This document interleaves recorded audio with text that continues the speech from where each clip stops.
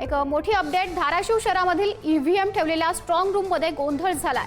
Strong room मधून मशीनच्या संशयास्पद आवाज आल्याने गोंधळ झालाय। न्यायालयाच्या आदेशामुळे प्रशासनाकडून ईव्हीएमची पडताळणी सुरू होती। पडताळणी करताना ईव्हीएम मशीनचा आवाज आल्याने गोंधळ झालाय। तर ठाकरे आणि शिंदे गटाच्या दोन्ही शिवसेनेचे कार्यकर्ते हे स्ट्रॉंग रूम वरती पोहोचलेले आहेत। दोन्ही शिवसेनेच्या कार्यकर्त्यांकडून प्रशासनाला जाब विचारताना हा गोंधळ झालाय।